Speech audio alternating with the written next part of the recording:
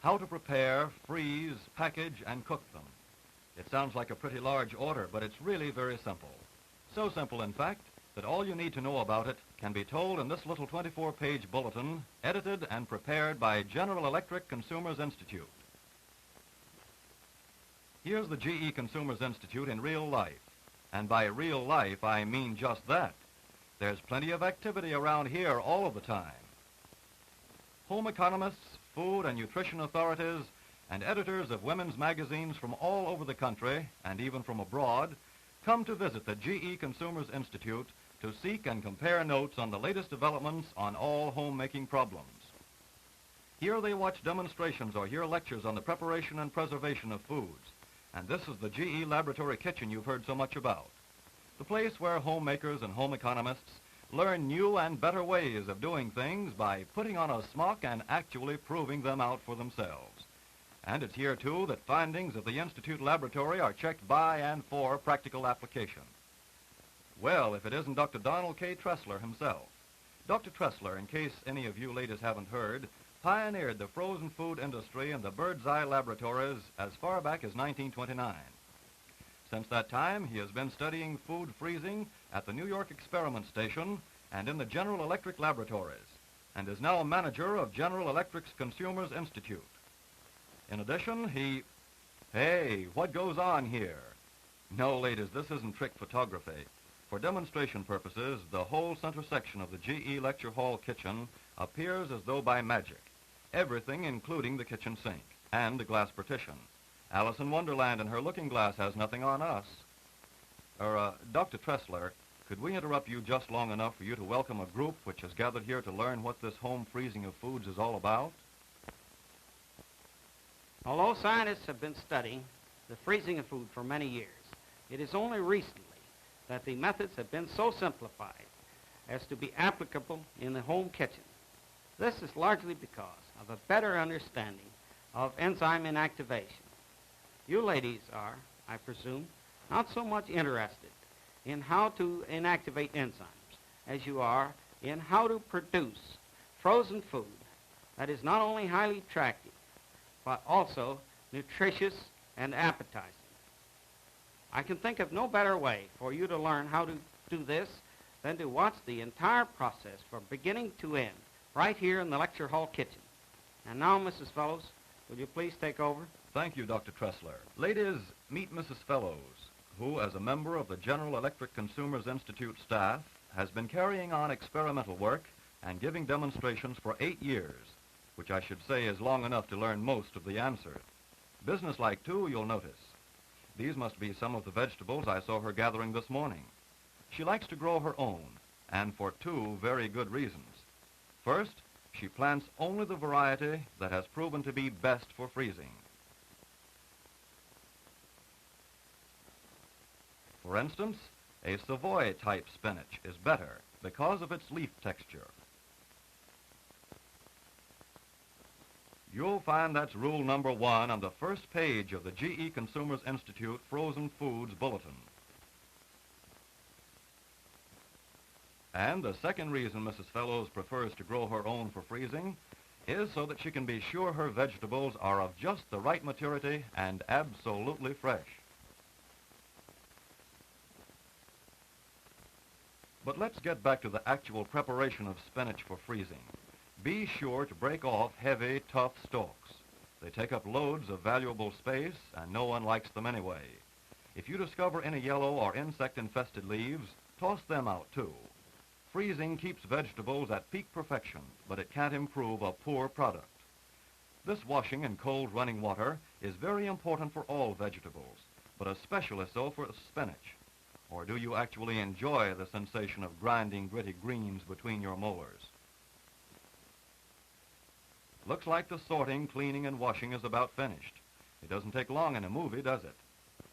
There, 1 pound exactly, no more, no less, which is all that can be scalded uniformly at one time. But just between us girls, I don't think 1 leaf more or less makes a whale of a lot of difference. Now for the scalding, the operation necessary to preserve color, palatability, and vitamins.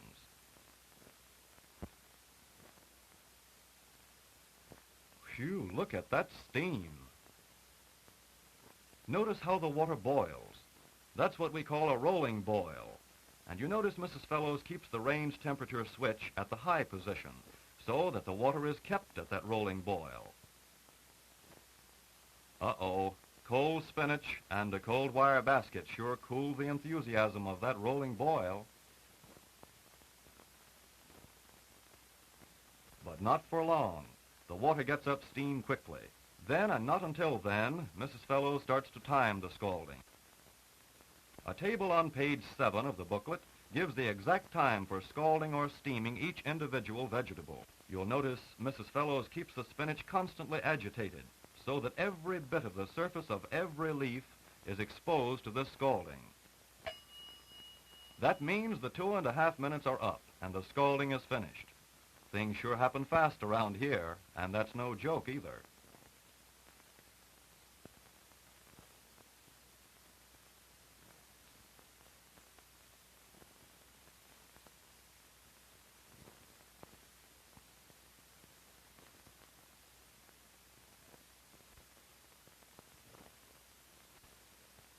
Now Mrs. Fellows sets the timer for the chilling process, 5 minutes.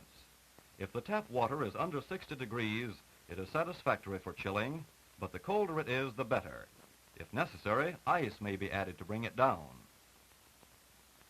Just as in the case of the scalding, the spinach must be constantly agitated throughout the chilling process to prevent matting and expose every bit of surface to the cold water, which will prevent any start of bacterial action in the spinach before it is frozen. The quicker vegetables freeze, the better, which is another good reason for having them thoroughly chilled before they are placed in the freezer. There's that gong again. The chilling period is over, and we proceed on to the final step in the preparation of spinach for freezing.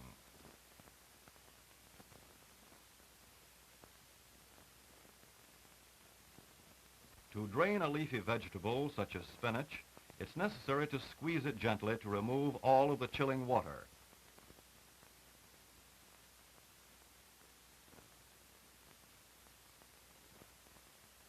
But you'll notice Mrs. Fellows does not get overzealous in the packing.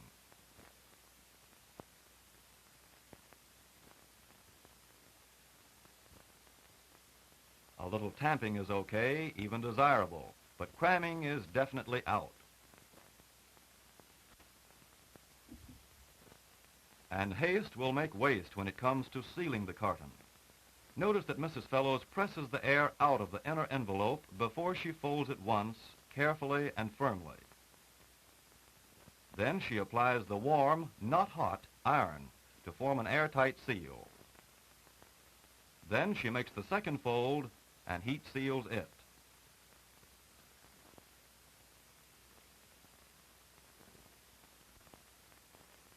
This done, she labels and dates the carton. There are several types of packages available for freezing and storage of different types of vegetables. This one, for instance, consists of a carton with an inner bag. And here, a heavily waxed liquid-tight carton which does not require an inner bag.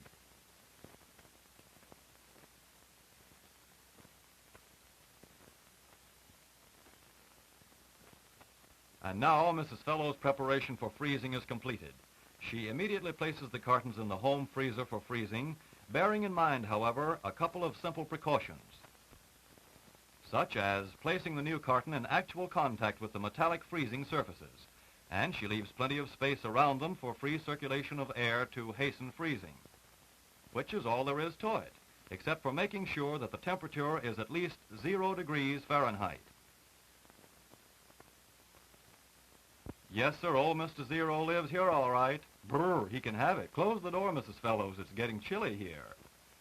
And that, ladies, shows just how simple the preparation of spinach for freezing is. Well, of all things, here's Mrs. Fellows with exactly 1 pound of peas, all shelled and ready for scalding. Everything's so handy around here, just like home, isn't it? Peas, or a similar vegetable, must be distributed evenly so that steam will come into direct contact with each individual vegetable. Steaming is a variation in the scalding process, however. In the case of vegetables such as corn, beans, and peas, More nutrient value is retained if they are scalded in steam instead of boiling water.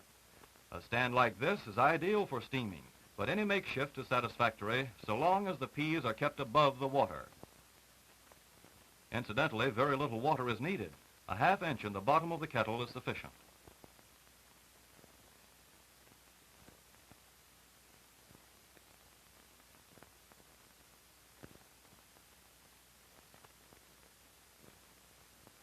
If you aren't so fortunate as to have a minute minder on your range, time the operation by the second hand of a watch or an electric clock.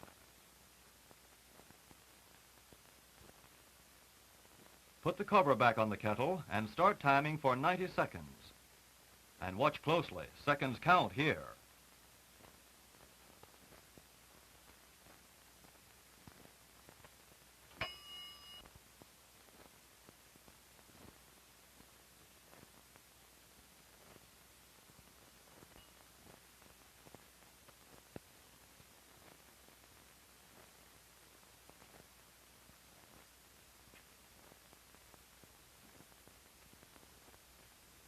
And from 90 seconds of steam directly to 5 minutes of cold water. Sounds like one of those fancy bath treatments that are supposed to make you feel fit as a fiddle, doesn't it? I don't know what it does to the human body, but it sure works wonders for peas. Look at that color. Even nature's own pea green is brightened, and good firm texture, too. And these peas, ladies, will retain all of their pristine beauty and summertime freshness until they grace someone's dining table some blizzardly day next winter.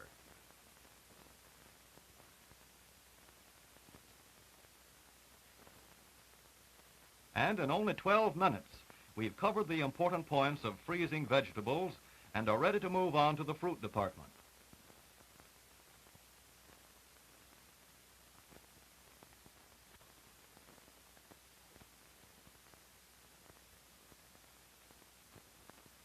How about some fruit, Mrs. F? Ooh, strawberries. Boy, oh boy. Could I go for a dish of those right now? Say, they can't do that to me, or can they? And so, with fond recollections and a feeling of utter frustration, we turn to the first step in the preparation of fruit for freezing, which is a thorough washing. There's more to this washing than just a gentle immersion in a pan of water. Swirl them around pretty vigorously, so that every surface is exposed to the iced water.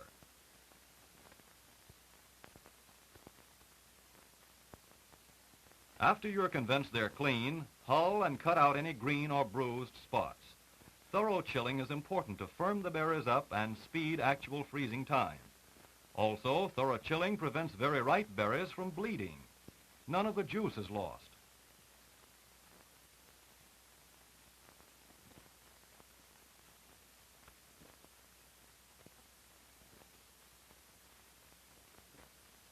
Now, if you're going to freeze your berries whole, you'll need a cold sugar syrup to prevent oxidation and loss of flavor and vitamins during freezing and storage. How to make this syrup? It's simple. To 1 cup of boiling water, add 2 measuring cups of sugar slowly.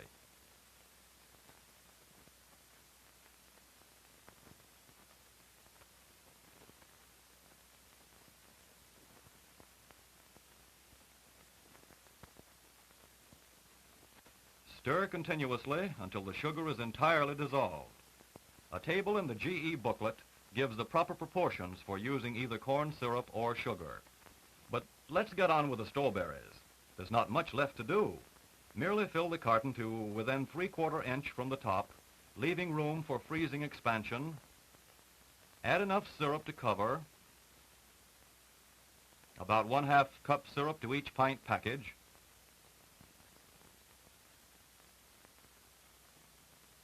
Put on the cover, and the job is done. Many persons prefer to freeze sliced strawberries, since the flavor and color are retained better. The procedure is just about the same, except that, yes, you've guessed it, you slice them. Slice to about 3/8 inch thickness for freezing. Add a pound of sugar to each 4 or 5 pounds of berries, and mix it gently for about a ½ minute.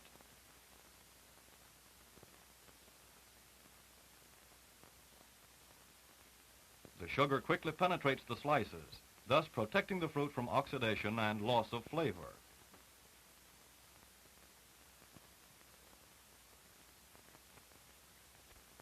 Then pour it into the carton, making sure you get all the juice from the bottom of the bowl.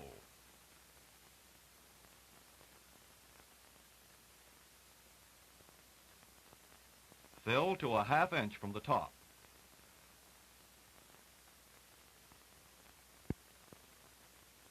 Seal the carton, and there's the makings of the best strawberry shortcake you ever tasted.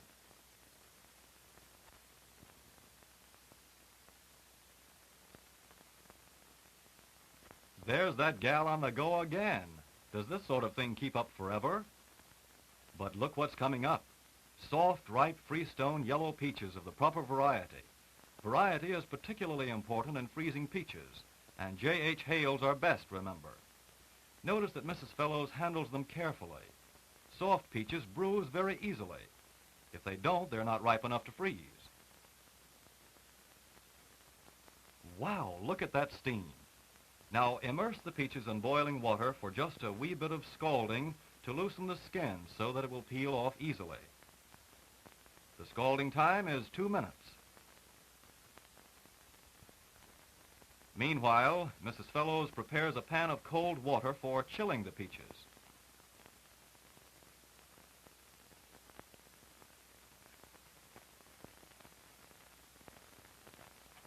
There's our old friend the gong again. 2 minutes on the button. How time flies. Scalding time is up. That's getting into hot water and out of it in a hurry. And now for a good cooling off in running tap water.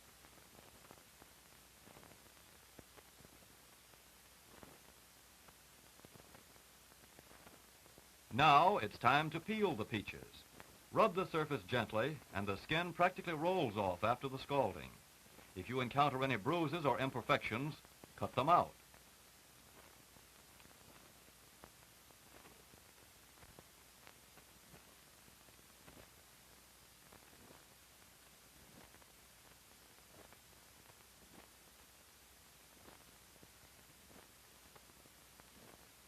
Then comes slicing. Make slices about 1/2 inch thick. You'll notice that Mrs. Fellows slices only enough peaches to fill 1 carton at a time, up to within 3/4 of an inch of the top. It's particularly important in the case of peaches to slice only enough to fill a single carton at a time, for they brown very rapidly when exposed to the air. Now she pours in enough to cover about 1/2 cup of syrup for a pint of slices. And the 65% solution of sugar syrup used for the berries is satisfactory for peaches too. Now the labeling.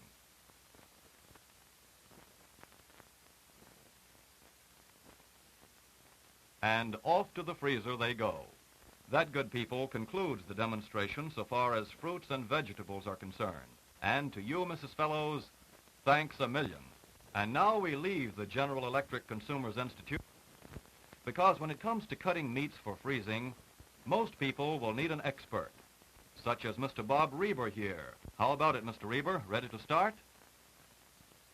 Okay, let's go. And here it comes, 150 pounds of the choicest beef, just a big, beautiful hunk of steaks and roasts. Notice Eskimo Joe, Mr. Reber's helper. You'd dress like that, too, if you worked in 0 temperatures.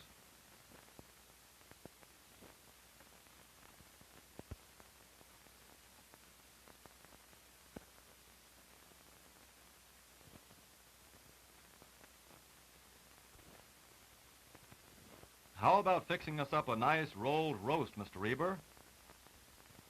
Why not, the man says.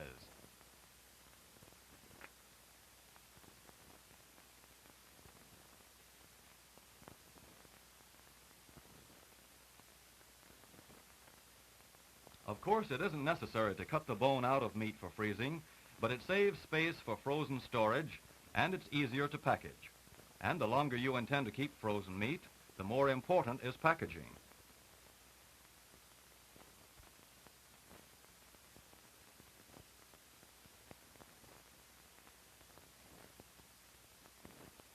Take this rolled rib roast, for instance. First, it is wrapped in coated vegetable parchment paper, which is unaffected by grease, blood, air, or moisture, and protects the natural moisture of the meat.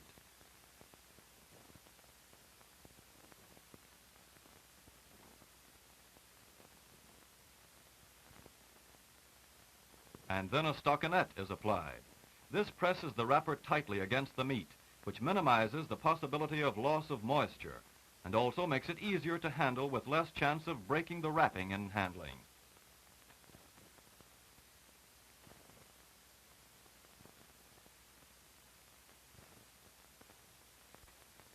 A couple of steaks coming up, says Mr. Reber.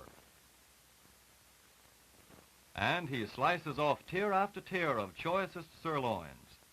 A couple, he said. I wish my butcher would count like that. Then he trims off superfluous bone ends.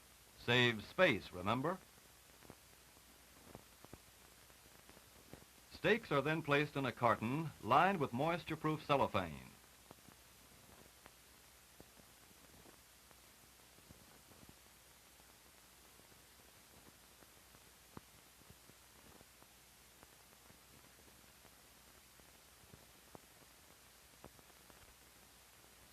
After the carton is closed, it is wrapped and heat-sealed in another protective covering of moisture-proof glassine.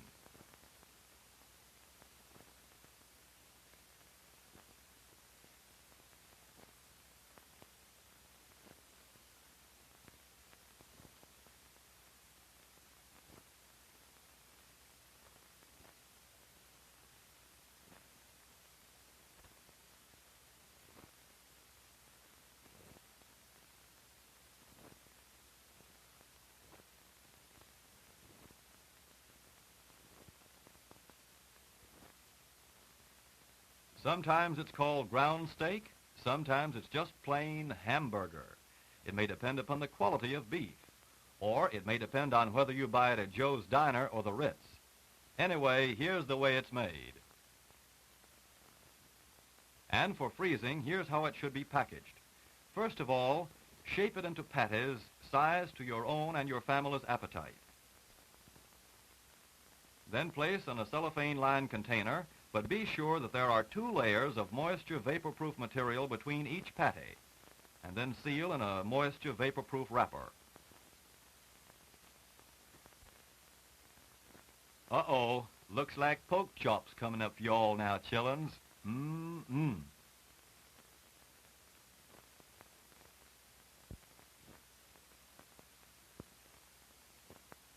And that it is. Mr. Reber has finished cutting out the pork loin, and it's ready for cutting into chops.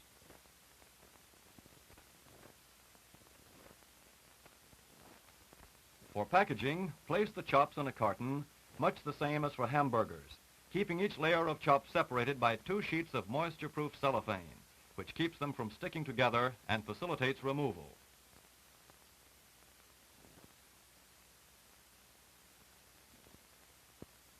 Then the carton is closed and the outer moisture-proof cellophane is heat-sealed. And pork sausage? Yes, it's very much like hamburger, except that sage and other seasoning are added to give it flavor. Use your own judgment or experience on this, but no salt, because it may cause the fat to turn rancid if the sausage is stored for more than 6 months. For freezing, packaging in heavily waxed cartons is about the best, because they are liquid-tight and moisture vapor-proof, making an airtight, moisture-proof package similar to the waxed carton used in the case of sliced strawberries. For that matter, a heavily waxed cup will also serve as an excellent container. 2 birds of a feather, but where's the feather? Mr. Reber has his eye on that roasting chicken, which he starts to prepare for freezing.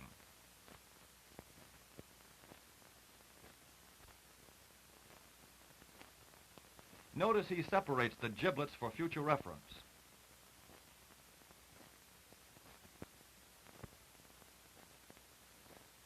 A thorough washing, of course.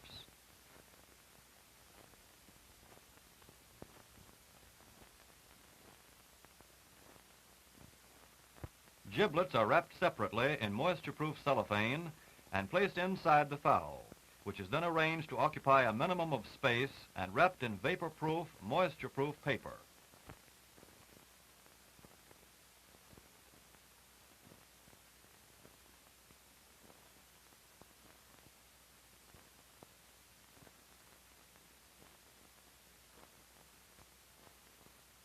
A stockinette is then applied for safekeeping. Remember, if meat is wrapped loosely, the surface desiccates and the fat becomes rancid.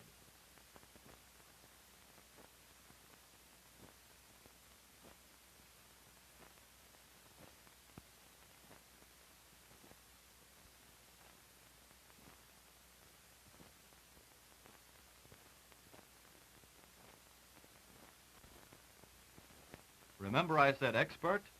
Just watch Mr. Reber cut up a fowl for fricassee.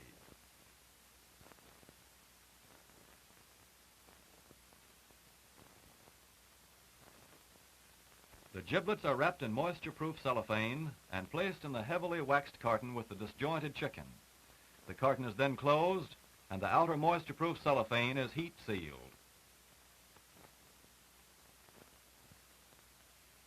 You may not be able to get weak fish all the year round, but that's no longer a reason why you can't enjoy weak fish fillets summer or winter.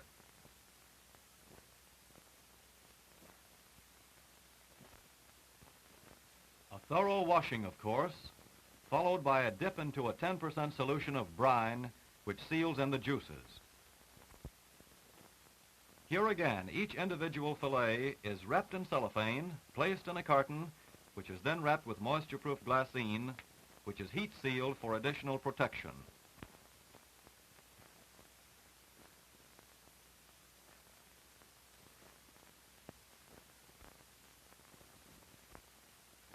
How would you like to have these speckled beauties in the frying pan next fall or winter?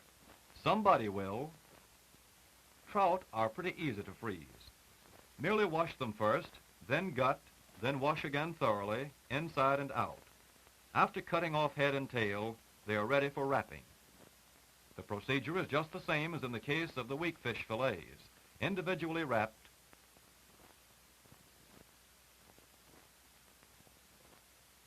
placed in carton, which is wrapped and sealed.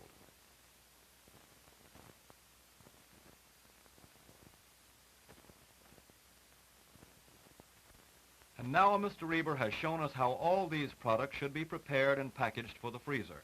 The rolled rib roast, steaks, hamburger, pork chops, pork sausage, roasting chicken and fricassee cuts, weak fish fillets, and trout.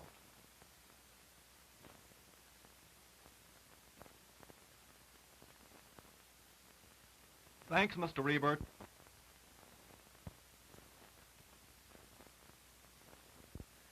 So you see, there is no longer any such thing as out of season for vegetables, fruits, meats, fowl, and fish.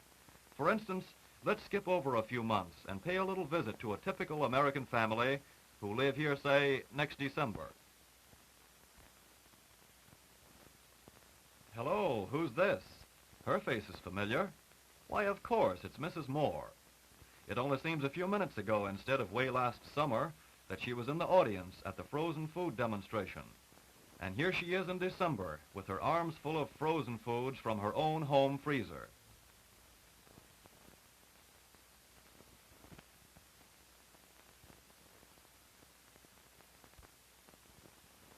That package she left out there must be meat that she wants to thaw. Yes, a rolled rib roast of beef. Believe it or not, one of the fastest methods of thawing frozen meat is with an electric fan. It blows the cold air away. Sure, it would thaw gradually if left in her refrigerator, or she could let it stand at room temperature, but it would take over twice as long to thaw. Allow 45 minutes per pound for fan thawing. 3 hours for this 1, 2, 3, 4 pounder.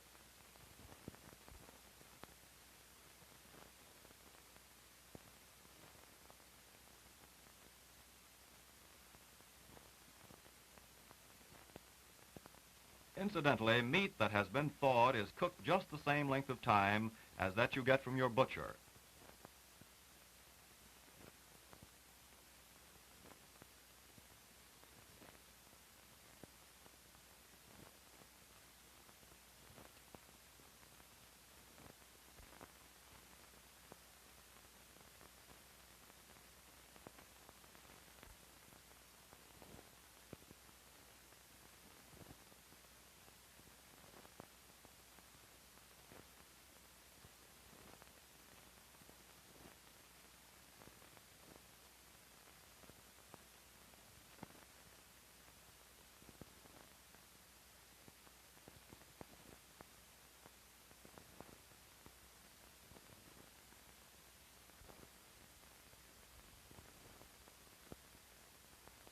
There's no need of a fan for thawing fruits or vegetables, however, unless you're in a hurry. These strawberries, for instance. Strawberries. Which will thaw in a couple of hours at ordinary room temperature.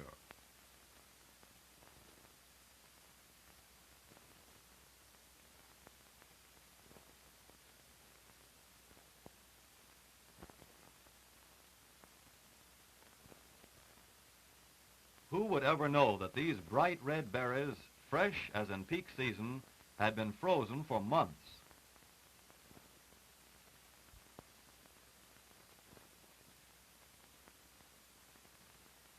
When it comes to vegetables, with the exception of corn on the cob, they don't need to be thawed at all before cooking. You merely put 1/4 cup